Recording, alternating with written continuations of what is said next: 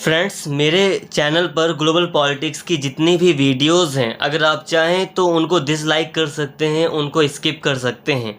But please friends, इस video को बिल्कुल भी स्किप मत करना। अगर आप इस वीडियो को स्किप कर दोगे तो आप पूरा कॉन्सेप्ट नहीं समझ पाओगे कि आपको किस तरह से पेपर देना है। आज की ये वीडियो आपके लिए बहुत ही ज़्यादा इम्पॉर्टेंट है। ये आपको एक अरेंज फॉर्म में बताएगी कि किस तरह से आपको अपना एग्ज़ाम देना है, क्या प्रॉब्लम आ रही हैं और कैसे आप अपने एग्ज़ाम को अच्छा कर सकते हैं। प्लीज़ इस वीडियो को एक बार ज़रूर देख लें प्लीज़। तो फ्रेंड्स, आई होप आपने सिलेबस को देख लिया होगा। तो अभी मैं बात करूंगा कि आपको कौन सी यूनिट्स पढ़नी है, कौन से चैप्टर्स पढ़ने हैं। इसके साथ ही आपको कौन सी वीडियो उस चैप्टर के लिए, उस यूनिट के लिए देखनी है। तो प्लीज़ वीडियो में एंड तक बने रहें। फ्रेंड्स, यूनिट 1 आपके लिए मोस्ट इम्पॉर्टेंट है। यूनिट 1 और यूनिट 2 ये दोनों ही यूनिट आपके लिए मोस्ट इम्पॉर्टेंट है। आप अगर चाहें तो यूनिट 3 को पूरी तरह छोड़ सकते हैं। फ्रेंड्स, मैं अगर अपनी सलाह दूं तो यूनिट 1 और यूनिट 2 दोनों आप यूनिट कर लो और पेपर देने चले जाओ।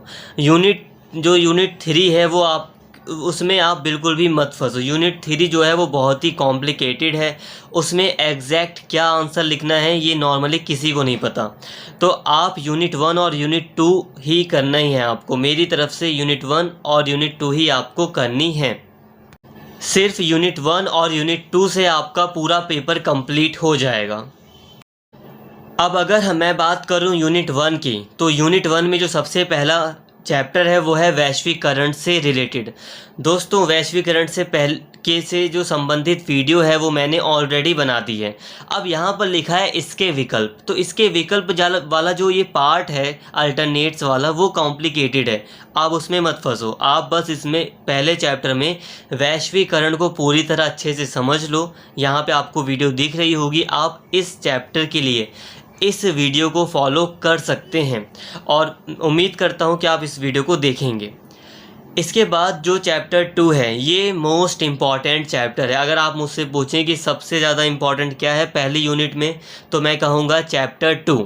चैप्टर 2 इसलिए क्योंकि चैप्टर 2 से कई बार क्वेश्चन आते हैं। चैप्टर 2 का मतलब है यहाँ पर कि किस तरह से जो राज्य है उसकी शक्ति कम हुई है। विश्व में वैश्वीकरण आया है, ग्लोबलाइजेशन आया है, तो जिस कारण से राज्य की शक्ति कम हुई है तो आपको ये बताना होता है। चैप्टर 2 का जो असली नाम है वो है political debates on sovereignty and territoriality.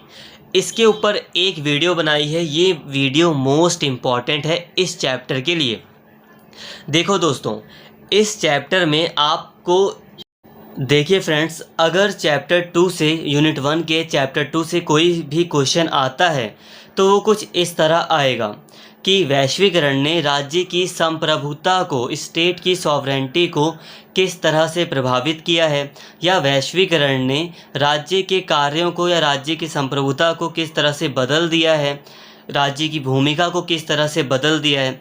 या फिर कई बार क्वेश्चन आ जाता है कि आर्थिक वैश्वीकरण ने राज्य की संप्रभुता को किस तरह से बदला है। तो यहाँ पर आपको कंफ्यूज नहीं होना होगा। वो क्वेश्चन आपको अजीब तरह से दे देंगे बट आपको कंफ्यूज नहीं होना है। अगर कोई भी क्वेश्चन आता है चैप्टर 2 से तो आपको क्या क्या लिखना है। सबसे पहले आपको लिखना है कि राज्य का जन्म कैसे हुआ, राज्य का क्या मतलब होता है। वीडियो में मैंने आपको बताया, आप वो लिख देना। राज्य की संप्रभुता का मतलब क्या होता है, किस तरह से राज्य की संप्रभुता पैदा हुई। फिर वैश्वीकरण क्या होता है और वैश्वीकरण ने किस तरह से राज्य को प्रभावित किया। ये सारा चीज़ लिख दोगे आप। बट इसके बाद पॉलिटिकल डिबेट्स भी आपको इसमें डालनी है। पॉलिटिकल डिबेट एक ऑथेंटिक चीज़ होती है जो अगर आप इसमें लिख दोगे तो आपको मार्क्स मिलने ही मिलने हैं। पॉलिटिकल डिबेट का यहाँ पर मतलब है, एक स्केप्टिक्स हैं, एक हाइपर ग्लोबलिस्ट हैं और एक ट्रांसफॉर्मेशनलिस्ट हैं। तो इन तीनों के बीच वैश्वीकरण को लेकर एक बहस चल रही थी। अभी भी है, इन तीनों के बीच बहस है कि वैश्वीकरण हुआ है या नहीं हुआ है। तो इस बहस को, इस डिबेट को भी आपको इस चैप्टर 2 से रिलेटेड क्वेश्चन में लिखना है। अब हम बात करते हैं चैप्टर 3 की। अगर मैं वीडियो की बात करूं तो चैप्टर 3 के लिए मैंने एक वीडियो बनाई थी ब्रेटन वुड्स की, और एक वीडियो बनाई थी अंतर्राष्ट्रीय मुद्रा कोष की, एक वीडियो बनाई है इसके लिए विश्व बैंक की, और एक वीडियो बनाई है विश्व व्यापार संगठन की। मैंने पारदेशी निकाय पर वीडियो नहीं बनाई है, यानी कि जो MNC TNC होती है उस पर वीडियो नहीं बनाई है। बट हाँ, अंतर्राष्ट्रीय मुद्रा कोष IMF, वर्ल्ड बैंक और WTO और ब्रेटन वुड, इन पर वीडियो बनी हुई है। अब देखिए कोई भी क्वेश्चन कैसे आएगा चैप्टर 3 से। पहला चांस है कि इससे जो क्वेश्चन बनते हैं वो क्वेश्चन 8 में आते हैं। लाइक क्वेश्चन नंबर 8 में आपको दे दिया जाता है कुछ ऑप्शन, जिसमें से आपको दिया जाएगा विश्व बैंक पर एक छोटा सा निबंध लिखिए, विश्व व्यापार संगठन पर, या फिर अंतर्राष्ट्रीय मुद्रा कोष पर। तो निबंध लिखने वाला जो क्वेश्चन होता है क्वेश्चन नंबर 8, उसमें ये चैप्टर आ सकता है। तो आप इसको कर सकते हो, वीडियो को देख लेना। बट इसमें सबसे ज़रूरी चीज़ क्या है, देखिए इसमें आपको ब्रेटन वुड्स कॉन्फ्रेंस को समझना पड़ेगा। अब ब्रेटन वुड्स को मैंने इंग्लिश में बताया है, बट आप बस इसको समझ लीजिए, इसको याद मत कीजिए। ब्रेटन वुड कॉन्फ्रेंस से कोई क्वेश्चन नहीं आने वाला, बस आप उसको समझ लीजिए, ताकि जब आप अंतर्राष्ट्रीय मुद्रा कोष को लिखोगे तब आप वहाँ पर अपनी बात समझा सको। तो ब्रेटन वुड्स वाली आप वीडियो देख लें ताकि आप बस टॉपिक को समझ सको। अब ब्रेटन वुड जब आप समझ जाओगे तो IMF को, वर्ल्ड बैंक को और WTO, इन तीनों को समझ जाओगे। और अपने आंसर में ब्रेटन वुड को भी ऐड करना जब कभी भी अंतर्राष्ट्रीय मुद्रा कोष या इनसे रिलेटेड कोई क्वेश्चन आता है उसमें। तो ये कन्फ्यूज़न भी आई होप दूर हो गई है। अब मान लीजिए कोई बड़ा क्वेश्चन आ जाता है चैप्टर 3 से, मैंने तो अभी शॉर्ट नोट्स वाले क्वेश्चन बताए, बट अगर इससे कोई बड़ा क्वेश्चन आ जाता है कि उसमें लिख दिया जाता है कि अच्छे से विस्तार से समझाइए, तब क्या करेंगे? तब आपके लिए कंपलसरी है कि आप उसमें ब्रेटन वुड्स कॉन्फ्रेंस की पूरी डिटेल लिख कर आएँ।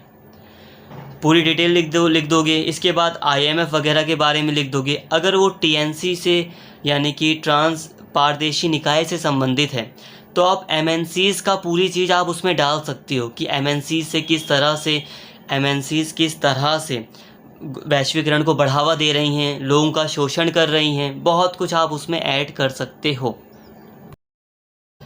इसके बाद है चैप्टर 4। अब चैप्टर 4 की अगर हम बात करें तो सांस्कृतिक और तकनीकी आयाम है। इससे भी क्वेश्चन नंबर 8 में क्वेश्चन आ सकता है कि सांस्कृतिक आयाम को बताइए, तकनीकी आयाम को एक्सप्लेन कीजिए। ये क्वेश्चन नंबर जो 8 होता है उसमें ऑप्शन के रूप में ये आ सकता है। बट इसके अलावा कई बार क्वेश्चन ये भी आता है कि वैश्वीकरण क्या है ये बताइए और उसके अलग अलग आयामों को बताइए। तो आप कर दोगे, आप तो स्टार्टिंग के आपने तो स्टार्टिंग के चारों चैप्टर पढ़ लिए ना, तो आप कर दोगे, क्वेश्चन कैसे भी बनेगा। तो अब अगर हम चैप्टर 5 की बात करें तो चैप्टर 5 पूरी तरह इम्पॉर्टेंट है। इससे एक बड़ा क्वेश्चन बनता है कि वैश्वीकरण का विरोध क्यों हो रहा है, क्या रीज़न है। तो इसके लिए ऑलरेडी मैंने वीडियो बना दी है, आप यहाँ पे स्क्रीन में आपको दिखाई दे रही होगी वो वीडियो। आप प्लेलिस्ट में जाकर उस वीडियो को देख सकते हैं। तो फ्रेंड्स, यूनिट 1 को हमने पूरी तरह समझ लिया है और यूनिट 1 पर आपको सारी वीडियोस भी मिल गई हैं। अब अगर हम बात करें कि यूनिट 1 से कोई क्वेश्चन आता है तो क्या आप कर पाओगे उसको? तो मुझे जहाँ तक उम्मीद है, क्योंकि यूनिट 1 आपने पूरी तरह पढ़ ली है, तो यूनिट 1 से चाहे क्वेश्चन कैसा भी होगा आप उसको करके आ जाओगे, क्योंकि आपने यूनिट 1 को पूरी तरह पढ़ लिया है। अगर हम बात करें यूनिट 2 की, तो यूनिट 2 का जो पहला चैप्टर है वो इम्पॉर्टेंट है। वो इसलिए क्योंकि इसमें बात की गई है इकोलॉजिकल इश्यूज़ की, पारिस्थितिक मुद्दे की, कि वर्तमान समय में इन्वायरमेंट से संबंधित विश्व लेवल पर कौन से मुद्दे हैं।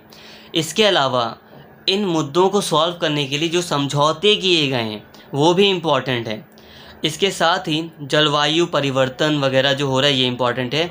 बट इस चैप्टर 1 में दोस्तों सबसे ज़्यादा जो इम्पॉर्टेंट चीज़ है वो है वैश्विक साझी संपदा को लेकर जो विवाद है। वैश्विक साझी संपदा को कई बार क्वेश्चन में ग्लोबल कॉमन्स लिख देते हैं। तो ग्लोबल कॉमन्स और वैश्विक साझी संपदा दोनों का मतलब एक ही होता है, कंफ्यूज ना हो। तो वैश्विक साझी संपदा के विवाद से संबंधित क्वेश्चन आते हैं एग्ज़ाम में। और चैप्टर 1 की वीडियो भी मैंने चैनल पर अपलोड कर दी है, आप उसको देख सकते हैं। इसके बाद अगर हम यूनिट 2 में देखें तो यूनिट 2 में जो ये मानव सुरक्षा है, तो मानव सुरक्षा से डायरेक्ट क्वेश्चन आते हैं। मानव सुरक्षा वाला जो ये चैप्टर है, 5वां चैप्टर, वो इम्पॉर्टेंट है। इसके साथ ही अगर हम प्रवासन की बात करें चैप्टर 4 की, तो देखिए दोस्तों, चैप्टर 4 जो है प्रवासन से डायरेक्ट क्वेश्चन नहीं आता। जो क्वेश्चन नंबर 8 होता है उसमें लिख दिया जाता है कि प्रवासन को एक्सप्लेन कीजिए। अब बाई चांस आ जाए कि हाँ प्रवासन डायरेक्ट क्वेश्चन कोई आ जाए प्रवासन से, बट जो प्रीवियस ईयर के क्वेश्चन पेपर्स वगैरह देखे हैं मैंने, उसमें प्रवासन से क्वेश्चन कुछ ऐसे आया है कि क्वेश्चन नंबर 8 में ऑप्शन में लिख दिया है कि प्रवासन को पे छोटा सा एक शॉर्ट नोट लिखें। तो प्रवासन के लिए आप 3-4 पेज के नोट्स बना सकते हैं, 3 पेज का इनफ होगा, आप उसको लर्न कर सकते हैं। इसकी वीडियोस भी आपको जल्द ही प्रवासन की वीडियो और मिल जाएगी चैनल पर, जल्द ही मिल जाएगी। इसके बाद अगर मैं चैप्टर 3 की बात करूं तो चैप्टर 3 आतंकवाद से संबंधित है, ये भी एक इम्पॉर्टेंट टॉपिक है, इससे भी डायरेक्ट क्वेश्चन आते हैं। और चैप्टर 2 बहुत ज़्यादा इम्पॉर्टेंट नहीं है, अगर मौका मिला तो मैं वीडियो बना दूंगा। बाकी परमाणु हथियारों का जो प्रसार हो रहा है, इसमें आपने शीत युद्ध के बाद पढ़ा था, शीत युद्ध के बारे में पढ़ रखा है, प्रसार किस तरह से हो रहा है परमाणु हथियारों का, तो ये सारी चीज़ें आप उसमें डाल सकते हैं। कोशिश करूंगा कि मैं वीडियो बना दूं परमाणु हथियारों के प्रसार से संबंधित, बट फिर भी आपको परमाणु हथियारों के प्रसार से रिलेटेड कई सारी बातें ऑलरेडी पता होंगी। तो फ्रेंड्स, यहाँ पर मानव सुरक्षा और परमाणु हथियार और आतंकवाद, इन तीनों की वीडियोस मुझे बनानी हैं। कोशिश जारी है कि जल्द ही आपको यूनिट 2 की सारी वीडियोस मिल जाएं। कोई भी कन्फ्यूज़न होती है आप कमेंट करके मुझे बता सकते हैं। बट फ्रेंड्स, इस वीडियो को ज़्यादा से ज़्यादा शेयर ज़रूर करना ताकि दूसरे लोग भी इस पूरे कन्फ्यूज़न को समझ सकें। और यूनिट जो 3 है, मैं आपसे रिक्वेस्ट करूंगा कि आप उसको स्किप कर दें। अगर यूनिट 1 और यूनिट 2 हो जाती हैं आपकी, तो आप 4 क्वेश्चन आप करके आ जाओगे। आपको 4 क्वेश्चन ऑलरेडी छोड़ने भी हैं, तो यूनिट 3 को आप स्किप कीजिए, उसमें ज़्यादा ध्यान मत दीजिए। बट हाँ, यूनिट 1 और 2 को अभी से प्रैक्टिस करना शुरू कीजिए। देखिए दोस्तों, इस वीडियो में मैंने जितना भी कुछ बताया वो सब आपके लिए इम्पॉर्टेंट है। आपको बिल्कुल उसी तरह, आपको दूसरी बातें नहीं सोचनी है, आपको बिल्कुल इसी तरह अपना पेपर देखकर आना है, बिल्कुल इसी तरह। आप कई सारी वीडियोस चैनल की देख लेते हो जिसके कारण कंफ्यूज हो जाते हो। अब मैं अगर बात करूं कि अब आपके लिए ट्रिक क्या है, तो फ्रेंड्स यहाँ पर एक ट्रिक ये है आपके लिए कि आपको वैश्वीकरण का टॉपिक माइंड में पूरी तरह क्लियर रखना है। वैश्वीकरण क्या है, किसने इस शब्द का प्रयोग किया था, इस चीज़ को माइंड में बिल्कुल क्लियर रखना है और अपने कई इंट्रोडक्शन में आप इसका यूज़ कर सकते हैं। इसके अलावा वैश्वीकरण को लेकर, ग्लोबलाइजेशन को लेकर 3 लोगों के बीच में डिबेट है। उन 3 लोगों के नाम मैंने बता रखे हैं, स्केप्टिक्स हैं, हाइपर ग्लोबलिस्ट हैं और परिवर्तनवादी हैं, जिन्हें ट्रांसफॉर्मेशनलिस्ट कहा जाता है। तो जो इन तीनों के बीच डिबेट है, इस डिबेट को भी आप अपने 1-2 आंसर में यूज़ कर सकते हैं, इसका यूज़ ज़रूर कीजिए। आई होप मेरी बातें आपको समझ में आ रही होंगी। टॉपिक के अकॉर्डिंग आप थोड़ी सी बातों को इधर उधर करके अपना अपना क्वेश्चन का एक एग्जैक्ट आंसर बना सकते हैं एग्ज़ाम में। और फ्रेंड्स, बहुत सारे बच्चे क्या करते हैं कि एक दो क्वेश्चन छोड़ कर आ रहे हैं, तो उनसे मेरी रिक्वेस्ट है कि ऐसी गलती बिल्कुल भी ना करें। आपको क्वेश्चन नहीं छोड़ना है, आप सारे क्वेश्चन अटैम्प्ट करिए, सारे क्वेश्चन इजी होते हैं। ऐसा नहीं कि कोई भी क्वेश्चन हार्ड है और पूरा पेपर सही आ रहा है। आप बस अपने नॉलेज पर फोकस कीजिए। अगर आपने टॉपिक्स को समझ लिया है तो आप उसमें लिख कर ही आएंगे। प्लीज़, अगर आपको वीडियो अच्छी लगी हो तो चैनल को सब्सक्राइब कर लें और इस वीडियो को ज़्यादा से ज़्यादा शेयर करें और लाइक करें। Thank you.